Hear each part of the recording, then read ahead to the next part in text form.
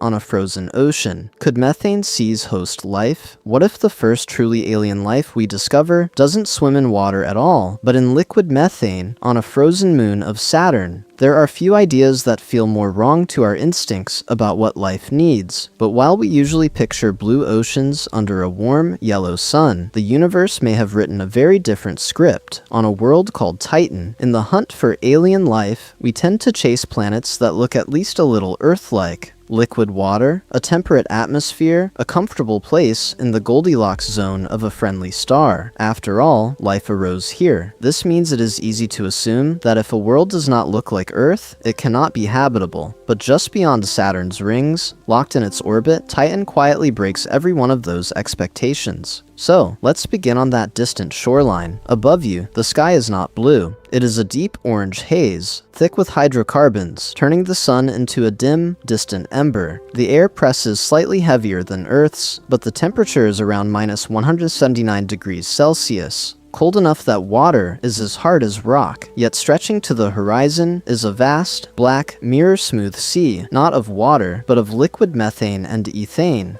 Titan's seas have names. Kraken Mare, likely larger than the Caspian Sea on Earth, Ligeia Mare, and Punga Mare, spreading across the polar regions like pools of ink. Cassini's radar did not see shimmering blue waves. It saw surfaces so dark and glassy, they reflected radio signals almost perfectly. It should be noted that on Titan, methane plays the role water plays here. It evaporates, forms clouds, falls as rain, and carves river channels that feed those alien oceans. Now imagine what it would mean if something is alive in those seas. Not life that drinks water and breathes oxygen, but perhaps life that drinks methane and breathes hydrogen. If chemistry can organize itself into living systems in a solvent as cold and strange as this, then our checklist for a habitable world is far too narrow. Optimistically speaking, it would imply that the galaxy might be teeming with life in places we have barely bothered to look. Icy moons, hazy atmospheres, hydrocarbon lakes, all suddenly promoted from interesting to urgent.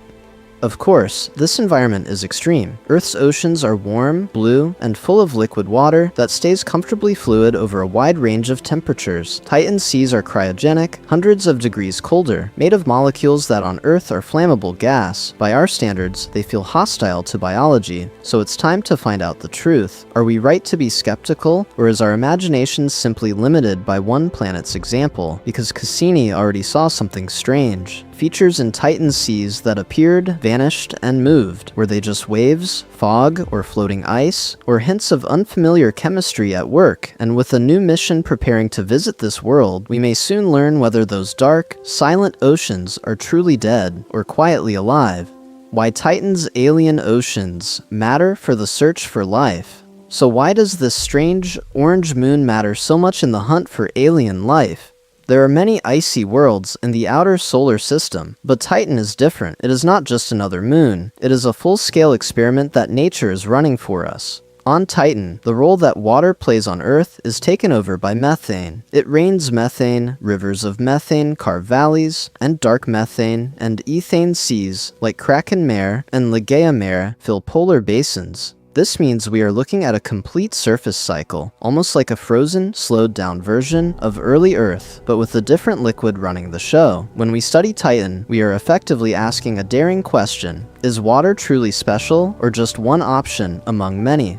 Because if life can adapt to a solvent as cold and non-polar as liquid methane, our idea of a habitable world explodes outward. Suddenly, the Goldilocks zone around a star is not only the band where liquid water can exist, entire regions of the outer solar system and countless cold exoplanets and other systems could move from too frigid to potentially alive. Optimistically speaking, Titan might be the proof of concept that the universe is more creative than we are.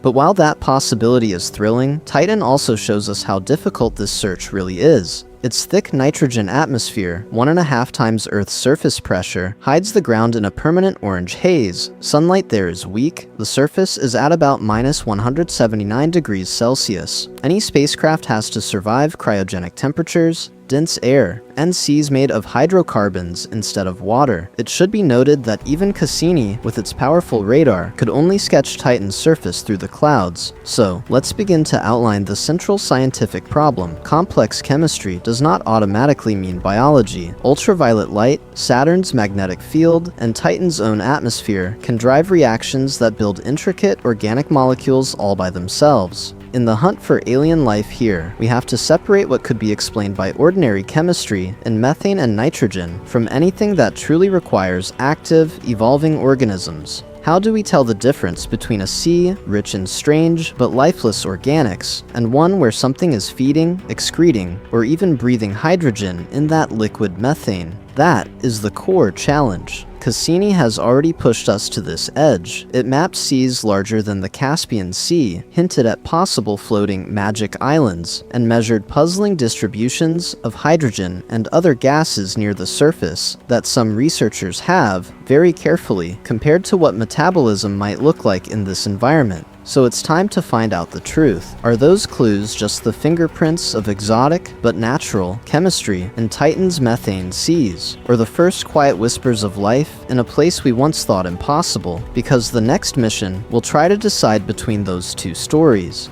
Meet Titan, Saturn's hazy moon with alien seas. To decide between those stories, we have to go straight to the source. Meet Titan, Saturn's largest moon, and the main stage for this entire mystery. Titan is not a small, icy afterthought. It is the second largest moon in the solar system, even bigger than the planet Mercury, and it orbits deep inside Saturn's vast ring system, like a hazy orange world captured within a cosmic halo. When Cassini flew past, it was not just looking at a moon, it was looking at a fully developed world with its own weather, chemistry, and seasons. So, what makes Titan so different? Most moons are bare rock and ice, exposed to space. Titan, by contrast, wears a full atmospheric blanket. At the surface, the pressure is about 1.5 times that of Earth, like standing under a shallow ocean of air. This atmosphere is mostly nitrogen, just like Earth's, with a few percent methane mixed in. But while Earth's sky is blue and transparent, Titan's is choked with a thick orange smog made of complex organic haze that blocks visible light almost completely. In the hunt for alien life, that combination is immediately interesting. Nitrogen, methane, and sunlight together drive chemistry that can build increasingly complex molecules, the very stuff we associate with biology. It should be noted that we do not see Titan's surface in ordinary light at all. We have to peel back the haze using radar and infrared, like performing a planetary CT scan. Underneath, a strange landscape appears, because Titan does something no other known moon does. It has stable liquids on its surface, not briefly, not as a rare event, but as part of an active cycle. On Titan, it rains methane. Rivers and channels carve through icy plains. Lakes and seas fill low-lying basins. This means Titan is the only world besides Earth where we see a full planet-scale cycle of evaporation, clouds, rain, and runoff. The twist is that water here is frozen as hard as rock, and the water of the cycle is liquid hydrocarbons. Those hydrocarbons gather into dark, glassy seas near the poles. The largest is Kraken Mare, a sprawling body of liquid methane and ethane that, by area, is larger than the Caspian Sea on Earth. Nearby lies Ligeia Mare, another vast sea, and the smaller but still impressive Mare. All of them are filled with cryogenic liquids at around minus 179 degrees Celsius. Cold enough that methane behaves like water, and waves move in slow motion. Optimistically speaking, Titan gives us something we almost never get, a nearby, already mapped testbed for truly exotic life. Cassini's radar and spectroscopy have traced the coasts of these seas, measured their depths, and hinted at their chemistry. So let's begin to ask a radical question. If non-water-based life is possible anywhere in the solar system, could these alien oceans be where we finally prove it? Because the next step is to dive into what those seas are made of, and what kind of weird life they might actually allow. Cassini, Huygens, and Dragonfly, our eyes and ears on Titan. To really judge Titan's seas, we need witnesses, not human eyes, but machines that can see through orange smog and feel liquid methane on alien ground. That role fell first to Cassini-Huygens, the flagship explorer of the Saturn system. Launched in 1997 and sliding into Saturn's orbit in 2004, it was actually 2 missions in one, the Cassini orbiter and the Huygens lander. Together, they were our first serious attempt to ask Titan a direct question: what is actually happening on this frozen world's surface? Cassini faced a problem right away. Titan's thick nitrogen atmosphere, laced with hydrocarbon haze, hides everything. Visible light is useless here. But while our eyes failed, Cassini's instruments did not. Its radar could punch through the haze and bounce signals off the surface. Its infrared spectrometers could read heat and composition through narrow windows in the atmosphere. This means, for the first time, we could map this strange moon in detail. What emerged was astonishing. Cassini's radar swaths revealed dark, smooth patches at the poles, vast seas like Kraken, Mare, and Ligeia, filled not with water, but liquid methane and ethane. It traced branching, dendritic channels that looked uncannily like river systems on Earth, flowing into lakes and basins. In the hunt for alien life, this was a shock. Titan, a moon, had a working liquid cycle: clouds, rain, rivers, seas, just using different chemistry. But Cassini did more than orbit. In January 2005, it released Huygens, which dives straight into Titan's atmosphere. For more than 2 hours, Huygens parachuted down, measuring pressure, temperature, and the composition of the air around it. Cameras peered through the haze and sent back images of bright highlands cut by dark channels, converging into what looked like a floodplain.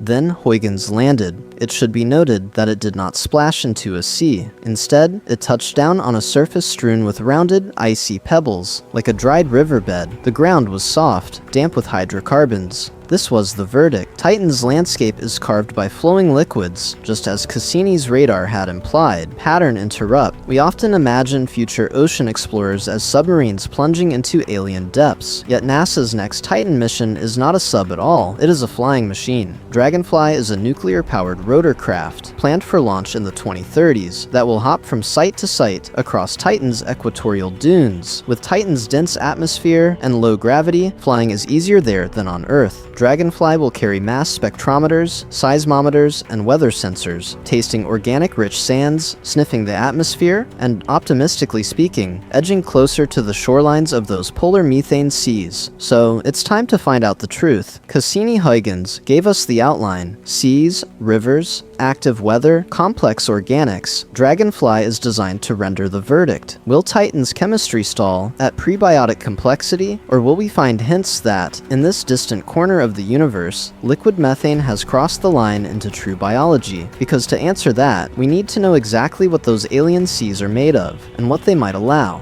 Life or just chemistry? The Titan tension. So what are those alien seas, really? Are they just cold chemical factories, sculpted by physics and time? Or could they be home to living systems that play by rules no Earth-like organism has ever used? In the hunt for alien life, Titan forces us into a sharp either-or. On one side, we have the just chemistry picture. Methane and ethane fill basins like Kraken, Mare, and Ligeia, Mare. Sunlight and Saturn's magnetosphere drive reactions in the atmosphere. Complex organics snow down, and the seas quietly sort and mix them. No cells, no metabolism, just an icy laboratory showing us what carbon can do when water is locked away as rock-hard ice. But while that view is safe and conservative, there is a bolder possibility. What if some of those organics do not just float and freeze? What if, at 179 degrees Celsius, Titan has pulled off a parallel experiment in life, swapping water for liquid methane and oxygen chemistry for something far stranger? This means that the same basic ingredients we see in Titan's orange haze might be assembled into membranes, catalysts, even information-carrying molecules that only work in those cryogenic seas. We can frame it even more sharply. Is Titan simply a prebiotic snapshot, a frozen echo of early Earth before biology switched on? Or is it a second origin story that actually succeeded, using methane where our planet used oceans of water? One outcome tells us that life may demand something very close to our own recipe. The other says the universe might be filled with habitats that look utterly uninhabitable by our standards, yet quietly teem with activity. Consider two futures for the data we already have. In the first, every strange observation is ultimately filed under exotic but lifeless. The missing hydrogen and acetylene near the surface? Just subtle atmospheric circulation. The mysterious bright magic islands that appeared, disappeared, and moved across Ligeia, Mare, and Cassini's radar images?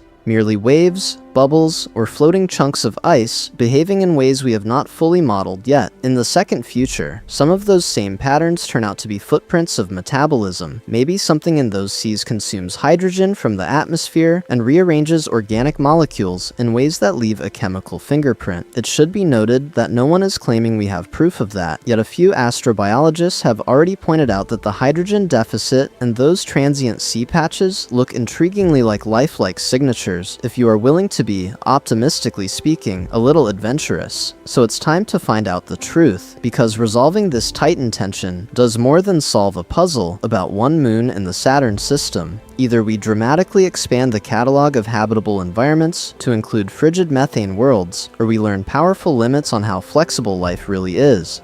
And buried in the Cassini data, there are already hints that push us uncomfortably close to that boundary, hints we need to examine very carefully in the next part. Your Guide to Titan's Alien Oceans, host intro and roadmap. So, it's time to find out the truth. If Titan really is pressing against the limits of what we call habitable, we need to be systematic about how we explore it. I'm host name, and this is channel name, where we do deep dive investigations into strange worlds rather than quick flyovers. In the hunt for alien life, Titan is one of the strangest worlds we have, so in this episode, we are going to take it apart layer by layer. By the end, you should be able to look at the actual data and decide for yourself, are Titan's methane seas a real candidate for life, or just a beautiful chemical illusion? So, let's begin with the basics of Titan as a world. Before we can judge those dark polar seas, we need to understand the environment they sit in. We will look at Titan's thick nitrogen atmosphere, the surface temperature of about 94 Kelvin, and the methane cycle that acts like a frozen echo of Earth's water cycle. Does methane rain, flowing through rivers into polar basins, create anything like the stable conditions life needs, or is it far too extreme? From there, we will zoom in on the seas themselves.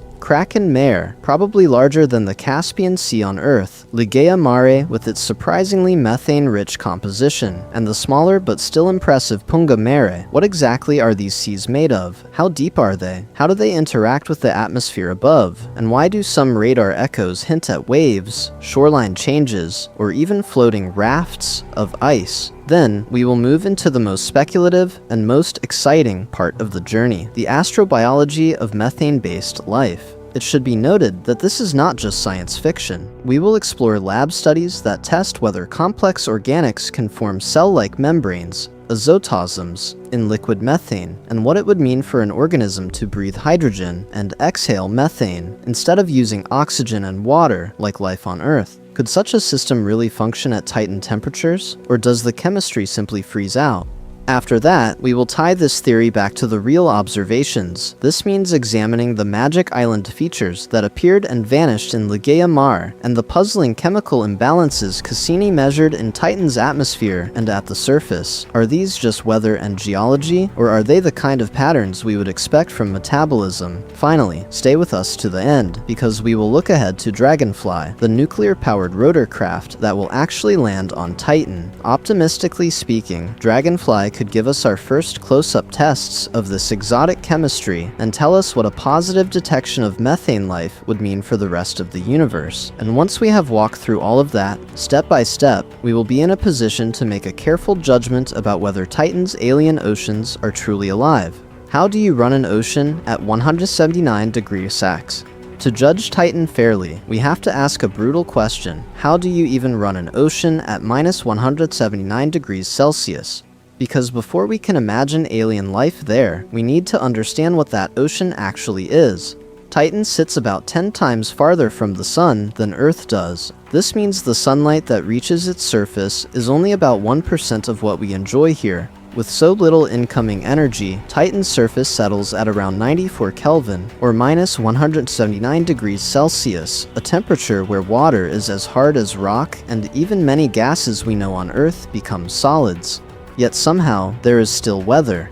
On Titan, methane takes the role that water plays on our planet. It should be noted that methane there is not just a gas in the atmosphere. At these cryogenic temperatures, it can exist as a liquid, so it evaporates from the polar seas, forms hazy clouds, and falls back as rain. Over time, that rain has carved river channels, filled lakes like Ligeia Mare, and fed vast seas such as Kraken Mare, all linked in a methane cycle that mirrors Earth's water cycle in a strangely familiar way. But while the cycle looks familiar, the chemistry underneath is profoundly alien. Liquid methane is nonpolar, meaning it does not mix well with charged or water-loving molecules. In the hunt for alien life, this is a serious problem because most Earth-like biochemistry depends on water's polarity to dissolve salts, move nutrients, and drive reactions. At 94 Kelvin, molecular motion is also painfully slow. Reaction rates plummet. Many chemical processes that power life on Earth would be effectively frozen, even though the methane itself is liquid. So where could the needed complexity come from? Here, Titan's atmosphere becomes crucial. Above the surface, ultraviolet light and charged particles from Saturn's magnetic environment tear apart methane and nitrogen. They recombine into a thick smog of complex organic molecules called tholins that drift downward like a constant drizzle. Grain by grain, they settle onto dunes, into riverbeds, and into those dark methane seas, potentially supplying a rich inventory of carbon-based material for any exotic metabolism that might exploit it. This means Titan separates the problem into two layers. The atmosphere is a factory for complexity, endlessly building new organics. The surface and seas are a deep freeze, where those molecules accumulate in a solvent that barely encourages them to react. So it's time to find out the truth. Can life still thread that needle? To even ask that, we have to rethink our starting assumptions. What counts as a solvent when water is rock? What could a cell membrane be in liquid methane? What does metabolism look like when energy is scarce and chemistry crawls? Optimistically speaking, the only honest way forward is to build our expectations from the chemistry up, and not from Earth's biology down. Inside Titan's atmosphere, a smog factory for organic molecules. So if we have to build our expectations from the chemistry up, where do we start on Titan? We start in the air, because above those dark methane seas, Titan's atmosphere is not just a blanket of gas, it is a gigantic, planet-sized chemistry lab running non-stop. High overhead, sunlight that is weak but relentless, and charged particles from Saturn's magnetosphere slam into molecules of nitrogen and methane. These are the two main ingredients of Titan's atmosphere, just as nitrogen dominates Earth's. But while Earth's air mostly absorbs and scatters light, Titan's upper atmosphere is being broken apart. Methane is shredded, nitrogen is cracked open, and suddenly you have a swarm of free radicals and ions looking for new partners. This means reaction chains explode into existence. Simple fragments like CH3 and CN bump into each other, recombine, and climb the ladder of complexity. Ethane forms, then propane. Acetylene appears, along with a zoo of hydrocarbons that would make a petrochemical engineer stare in disbelief. At the same time, nitrogen joins the party, creating nitriles such as hydrogen cyanide, a molecule that is toxic for us, but incredibly important in prebiotic chemistry. It should be noted that hydrogen cyanide and related nitriles are central in many origin of life experiments on Earth. They help build the rings and chains that later become amino acids and nucleobases. On Titan, the same families of molecules are being forged not in a lab flask, but across an entire atmosphere, and as these molecules grow larger, they begin to clump into complex tar-like compounds known as tholins. Tholins are not one specific substance. They are a messy mixture of organics, reddish-brown, and opaque. They aggregate into haze particles, creating the thick orange smog that hides Titan's surface from visible light. Slowly, over years and centuries, these microscopic grains drift downward like an endless chemical snowfall. Some settle on dunes and plains, some are swept into river channels, some end up directly in the methane-ethane seas. So, let's begin to see Titan's seas for what they really are. They are not just pools of cold hydrocarbons. They are being constantly fed from above by this atmospheric smog factory. Solid organics coat the shorelines, dissolve partially into the liquid, or remain suspended like fine dust in a terrestrial ocean. In the hunt for alien life, that means Titan offers a stable solvent, continuously enriched with fresh organic feedstock. Optimistically speaking, this is a natural, long-running experiment in prebiotic chemistry on a planetary scale. No human has to reset the conditions. The system keeps cycling, day after day, orbit after orbit, so it's time to find out the truth. If the chemistry is so rich, why is one of the key expected molecules, acetylene, strangely scarce near the surface and at the sea margins? That missing acetylene may be a clue, and in the next section, we will ask what or who might be using it up.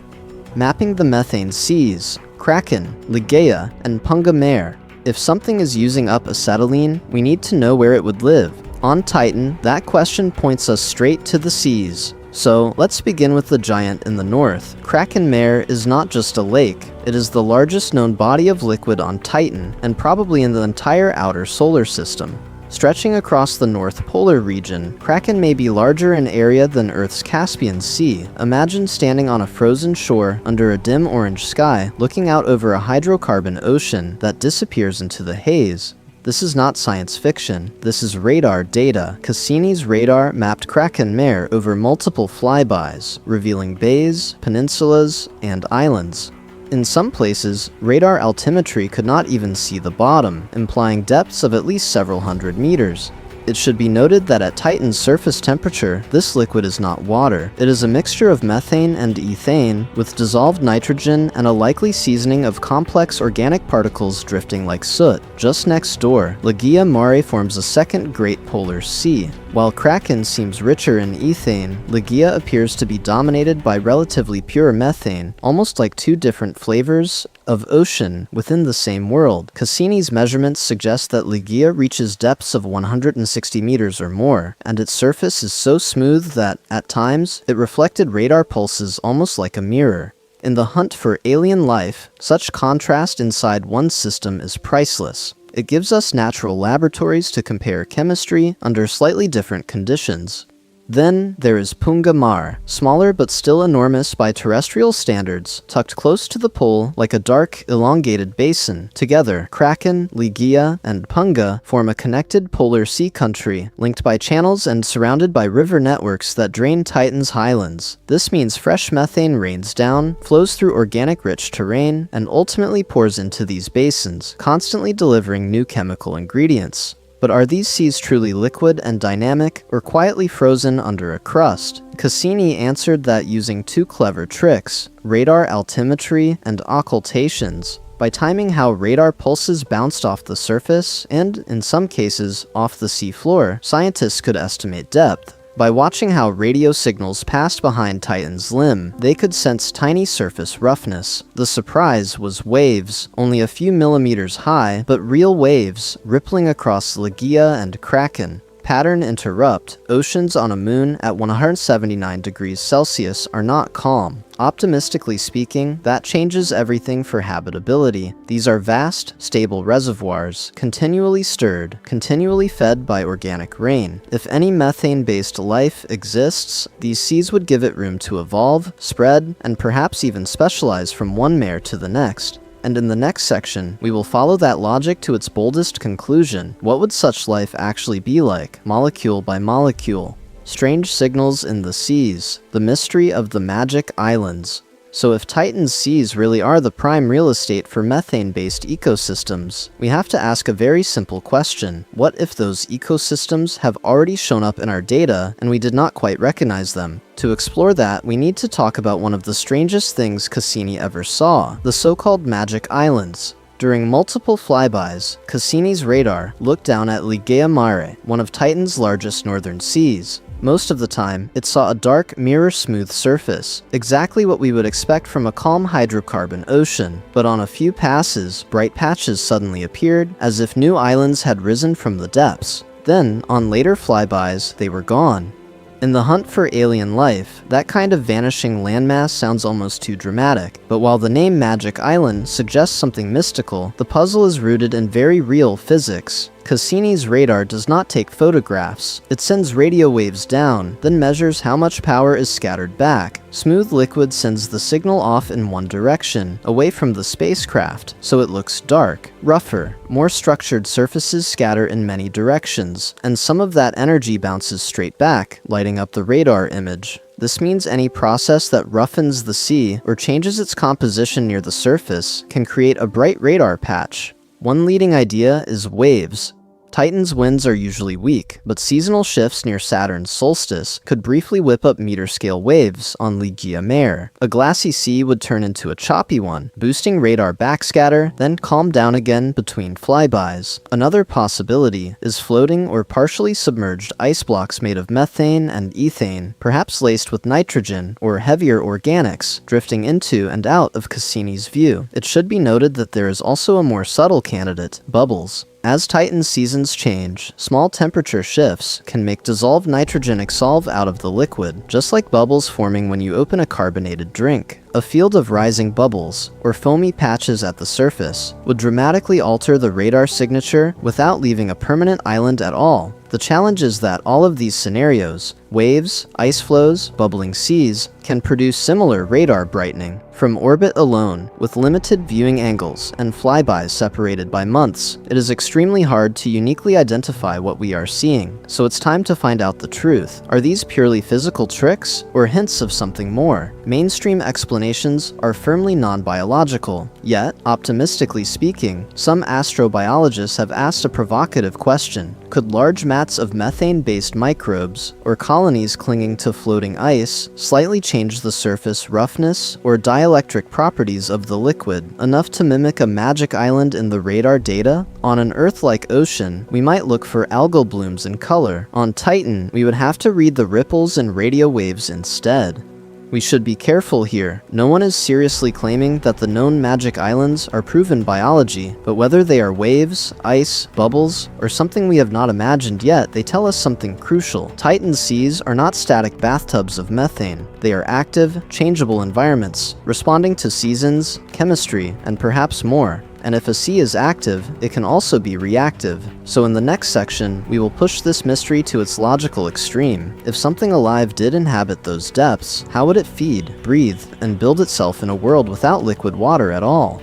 Can life really swim in liquid methane? So if Titan's seas are active and reactive, we have to ask a harder question. Could anything actually be alive in them? By now, the picture of this strange moon is fairly clear. Titan sits in Saturn's orbit, wrapped in a thick nitrogen atmosphere, with surface pressure a bit higher than Earth's and a few percent methane, constantly being broken apart by sunlight and Saturn's radiation. That process rains down complex organic molecules, building a brown haze that slowly settles onto the surface. Over millions of years, those organics are swept into vast, stable seas of liquid methane and ethane, like Kraken Mare and Ligeia Mare, sitting at cryogenic temperatures around -179 degrees Celsius. This is not a small puddle in a crater. Kraken Mare is larger than the Caspian Sea. Rivers of hydrocarbons carve valleys and deltas as they flow into it. In the hunt for alien life, Titan is the only place we know where an entire surface hydrological cycle runs on something other than water. But while Titan's methane system looks eerily Earth-like from orbit, its chemistry is utterly alien. On Earth, life depends on liquid water, a polar solvent that grabs charged particles, lets ions move quickly, and helps biomolecules fold, unfold, and react at high speed. Our cells operate in a warm chemical storm, with reactions happening billions of times per second. This means Earth life is tuned to a world where heat and polarity do most of the work.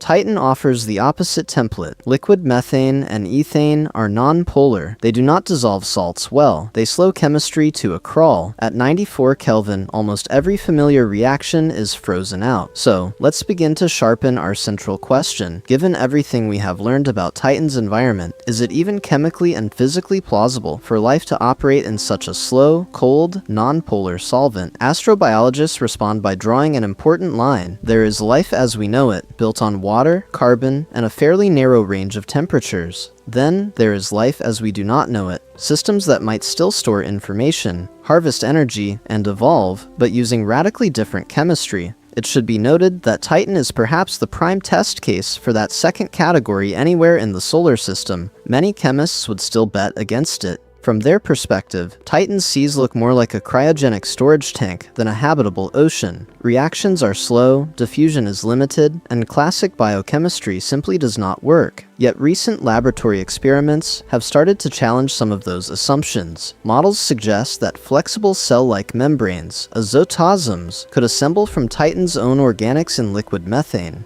Other studies hint that strange forms of metabolism might be possible, using hydrogen and acetylene as Titan-friendly fuel. Optimistically speaking, the door is not closed, so it's time to find out the truth about how alien chemistry might actually build something alive in those methane seas. Weird Life 101. Azotosomes, hydrogen breath, and alien metabolisms. If Titan really can build cell-like structures and fuel sources from its own chemistry, what would that life actually look like? To answer that, we have to start with something that sounds almost like science fiction: azotosomes. On Earth, every known cell relies on a soft, flexible membrane made of lipids, forming a watery bubble that keeps the inside chemistry separate from the outside world. But in Titan's liquid methane, those familiar lipid bilayers would freeze solid. They simply would not work. So, let's begin with a radical alternative proposed by researchers at Cornell: membranes made not of fats, but of nitrogen-bearing molecules called acrylonitrile.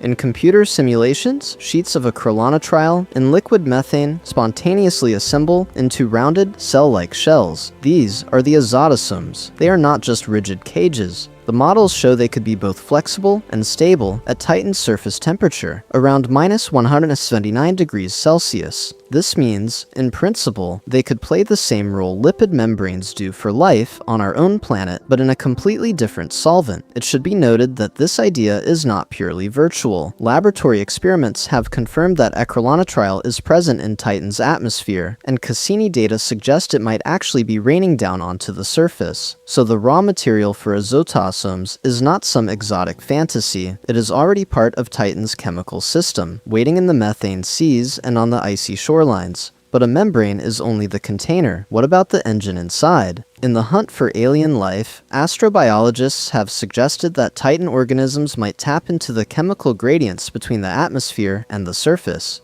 One striking model imagines microbes that consume hydrogen gas and acetylene at the surface, using that redox reaction as an energy source, and releasing methane as a waste product. Here is the pattern interrupt. On Earth, we often think of methane as a sign that something alive is exhaling. On Titan, life might instead exhale more of the very liquid it swims in. These organisms would literally drink liquid methane as their solvent, breathe hydrogen the way we breathe oxygen, and perhaps burp or exhale methane or other hydrocarbons back into the atmosphere. It flips our Goldilocks zone expectations upside down. Are we stretching the chemistry too far here? The surprising answer is that we are not. These models are speculative, but they are grounded in real thermodynamics and reaction pathways that should work at Titan temperatures. Optimistically speaking, they even give us testable predictions. If hydrogen and acetylene are being eaten by life, their concentrations near the surface should be lower than simple physics predicts.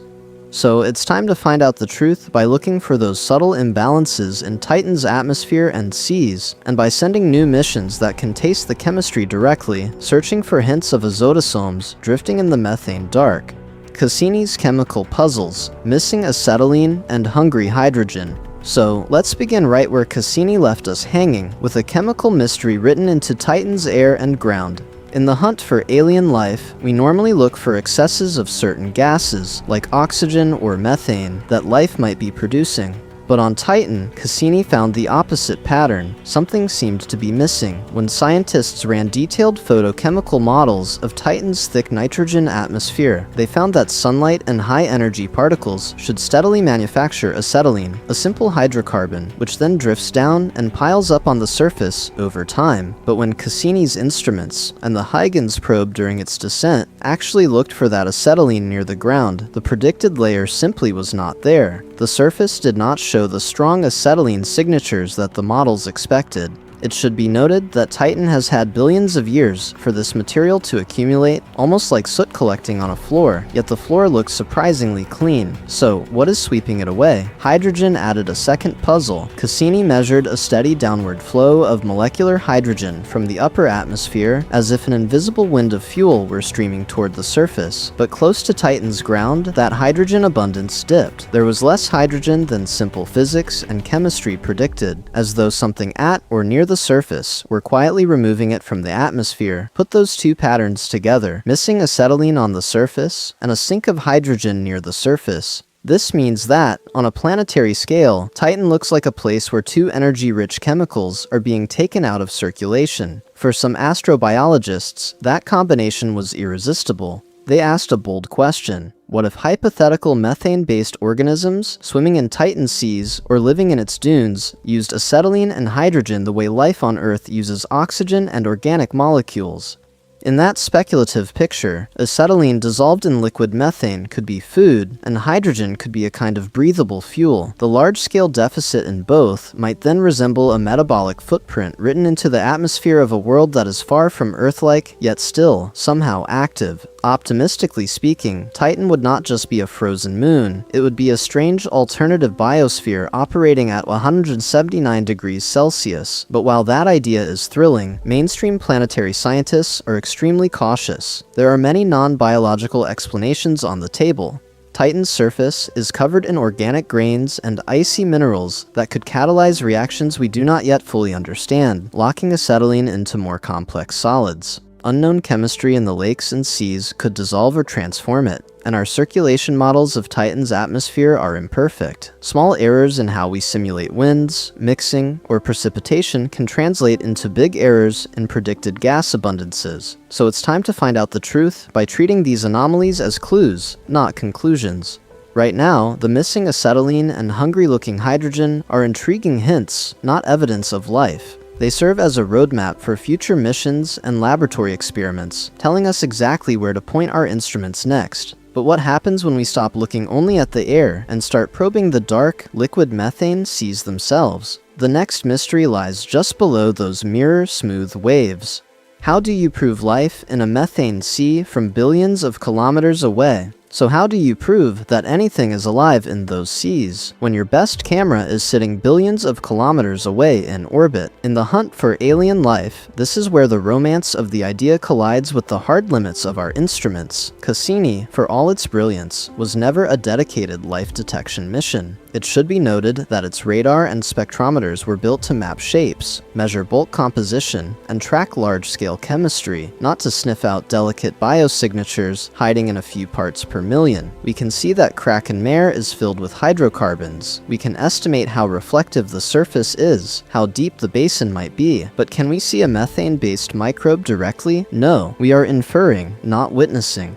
This means even when we spot chemical imbalances, interpreting them is extremely difficult. On Earth, if we see certain gases wildly out of equilibrium in a planet's atmosphere, we immediately suspect life. Oxygen plus methane, for example, should not coexist for long without something replenishing them. But while that logic works reasonably well for an Earth-like system, Titan is a very different chemical playground. Exotic photochemistry in the upper atmosphere, strange interactions with Saturn's magnetosphere, and slow geological processes under crushing cold can all mimic the same kind of disequilibria we might expect from metabolism. So how do we avoid fooling ourselves? Astrobiologists talk about agnostic biosignatures, patterns that hint at organized energy-using systems without assuming water, DNA, or familiar cell membranes.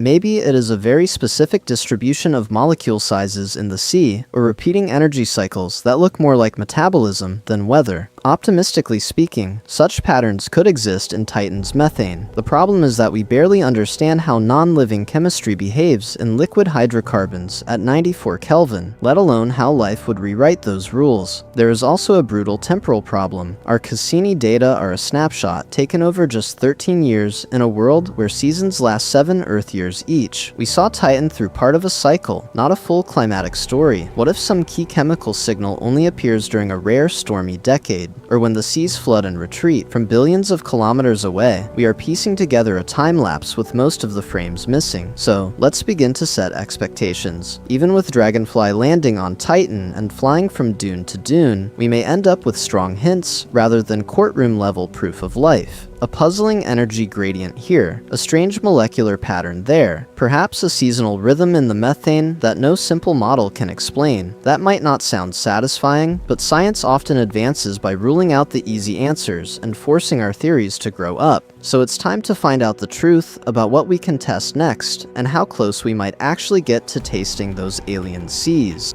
Are Titan's seas truly habitable? A system-level verdict so far. So if the easy answers are gone, what does the whole Titan system actually tell us about habitability? Is this a frozen dead end, or a genuinely new way for the universe to build living chemistry? To judge that, we have to zoom out. First, the positives are surprisingly strong. Titan has an atmosphere thicker than Earth's, rich in nitrogen with a few percent methane. That blanket shields the surface from harsh radiation and micrometeorites, giving any fragile chemistry time to evolve instead of being shredded every orbit of Saturn. It should be noted that this is already rare among moons. Titan looks more like a hazy planet than a bare rock. Then, there are the liquids themselves. At around minus 179 degrees Celsius, methane and ethane can pool as stable seas that have likely persisted for millions, maybe billions, of years. Kraken Mare and Ligeia Mare are not puddles. They are true seas, some larger than the Caspian Sea on Earth. In the hunt for alien life, long-lived liquid on a surface is gold because it allows complex organics to mix, sort, and react over geological timescales. And Titan has organics in abundance. Cassini saw a smog of complex molecules raining down, coating dunes, filling lakes with dissolved carbon chains. Laboratory experiments show that in such an environment, strange membrane-like structures, azotosomes, could form in liquid methane. This means Titan checks several major boxes: solvent, chemistry, and protection. But while the setting sounds promising, the challenges are just as serious. The extreme cold slows reaction rates dramatically. A chemical step that takes a second in liquid water might take hours, years, or longer in Titan's seas. Energy sources are also limited. There is no bright nearby star pouring light into a Goldilocks zone here. Sunlight at Saturn is weak, and Titan's thick atmosphere dims it further. Any putative life would have to scrape by on faint chemical gradients, such as hydrogen and acetylene in the air and sea.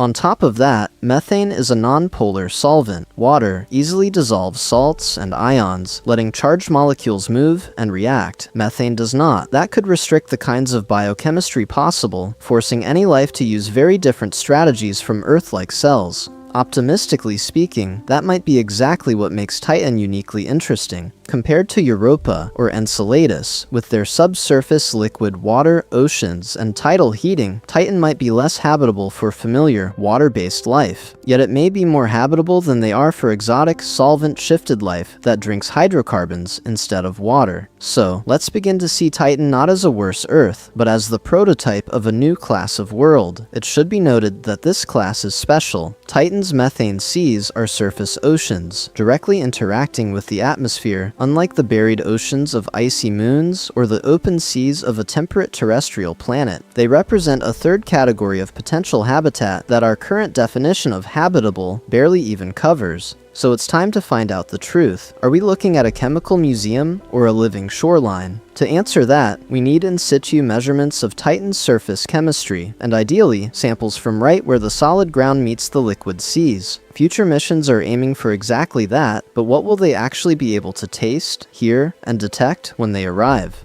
Dragonfly's mission: tasting Titan's chemistry, hunting for weird life. So, let's begin with the machine we are actually sending there. Dragonfly is not a rover, and it is not a simple lander. It is a multi-rotor, nuclear-powered drone, more like a scaled-up scientific quadcopter, with 8 rotors and a radioisotope power source on its back. This means it can lift off, fly tens of kilometers across Titan's surface, then set down again wherever the science looks most interesting, carrying cameras, a mass spectrometer, drills, and a full meteorology package with it.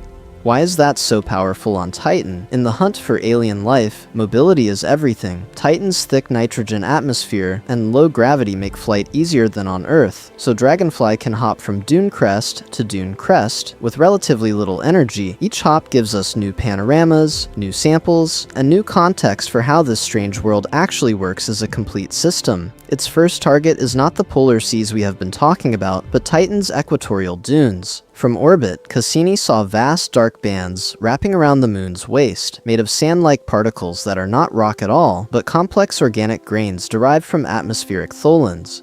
It should be noted that these dunes are probably where particles from the atmosphere, the solid ground, and occasional flows of liquid methane or ethane all meet and mix. If organics anywhere on Titan have been processed, sorted, or concentrated by liquid, the dunes are one of the best archives. Dragonfly will drill into these sands, feed the material into its mass spectrometer, and separate the molecules by mass and charge. We are not just asking, is there carbon? We want to know how complex the chemistry is, whether there are long-chain molecules, whether their abundances follow simple physical rules, or something more selective. One crucial clue is chirality, the handedness of molecules. On Earth, life strongly prefers one-handedness for amino acids and the opposite for sugars. If Dragonfly sees any chiral bias in Titan's organics, even in a non-water environment, that would be extraordinary. Optimistically speaking, patterns in molecular size, structure, or spatial distribution could hint at prebiotic chemistry pushing towards something more organized than random Tholen dust. Here is the pattern interrupt. Imagine the first panoramic images from Dragonfly. We look out across an alien beach or a dried riverbed, dunes of dark organic sand under a deep orange sky. The horizon is hazy, the sun just a bright smudge, and then we notice something that looks arranged. Parallel ridges, repeating nodules, maybe layers that resemble a dried shoreline. Would we trust our eyes or wait for the data?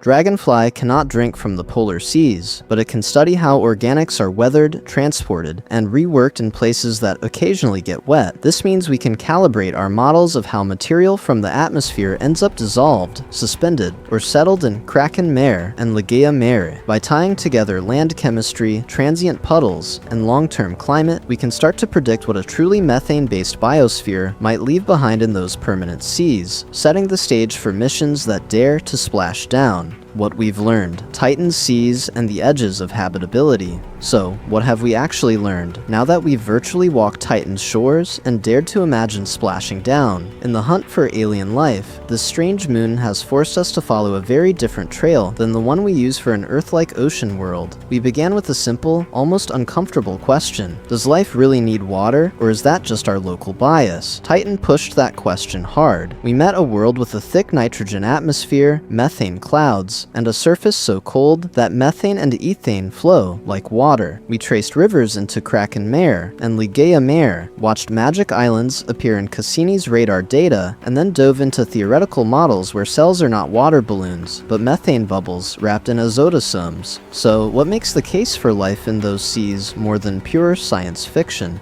First, Titan's atmosphere is a relentless chemistry factory. Ultraviolet light and charged particles crack methane and nitrogen, building complex organics that snow down onto the surface and wash into the seas. This means the liquid basins are constantly resupplied with fresh molecular building blocks, the way early Earth's oceans were enriched by atmospheric chemistry. Second, the seas themselves seem stable on geological timescales. They are not brief puddles. Kraken Mare is larger than the Caspian Sea. A long-lived liquid environment gives any potential methane-based biology time to experiment, to adapt, to leave a mark. It should be noted that laboratory work has shown that a acrylonitrile from Titan's atmosphere could form flexible azotosome membranes in liquid methane at Titan temperatures. That is at least a plausible container for alien biochemistry.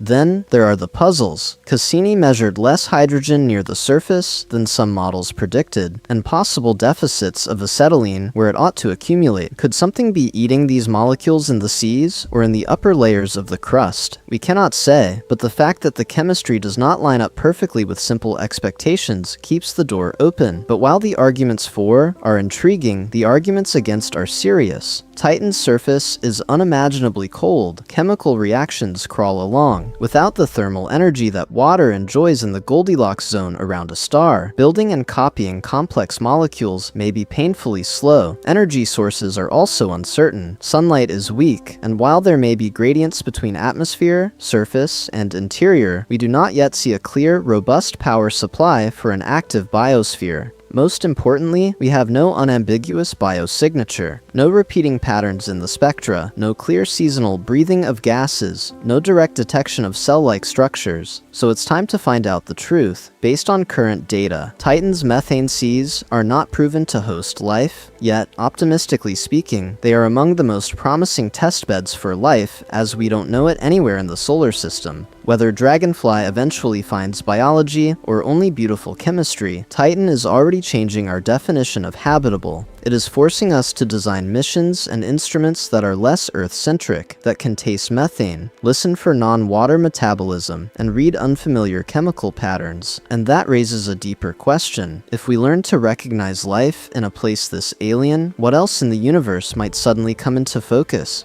If Titan's seas are alive, what does that mean for us? If we really learn to recognize life in a place this alien, then one moment will change everything. Picture it. A future orbiter, or a follow-up to Dragonfly, dips its instruments toward Kraken Mare. The data comes back from that black mirror-smooth sea, and buried in the noise is a pattern we cannot explain away. Not just chemistry drifting toward equilibrium, but metabolism, structure, feedback, a second genesis.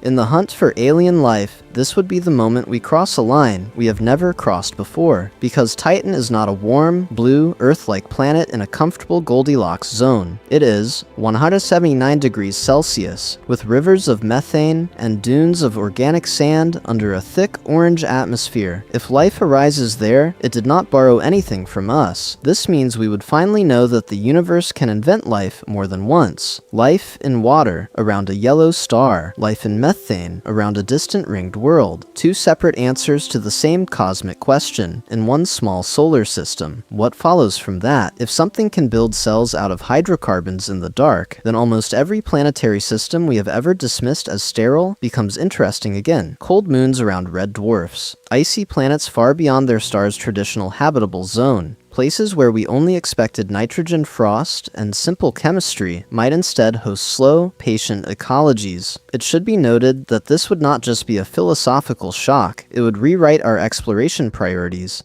Space agencies would have to design probes that are fluent in more than one kind of biology, that can taste methane seas as easily as they sniff out water oceans, that can detect cell membranes which do not look anything like ours. Funding arguments would shift from, could this be Earth 2.0, to what kind of life might this world prefer? Dragonfly is our first serious step toward that mindset. Optimistically speaking, it is the opening chapter of a new playbook, where we send not just orbiters and landers, but swimmers into Ligeia Mare and Kraken Mare, and sample return missions that bring drops of alien sea back to Earth. So it's time to find out the truth about how much we really want those answers. If you want to be there when the first Dragonfly images arrive, when we get fresh data on Titan's chemistry and maybe its biology, stay with us. Subscribe, share this mission with others, and support the projects that dare to test strange, uncomfortable definitions of life. Because one day, we will look into the dark mirror of Titan's seas, and when we finally do, will we see only chemistry staring back, or the first truly alien life we have ever met?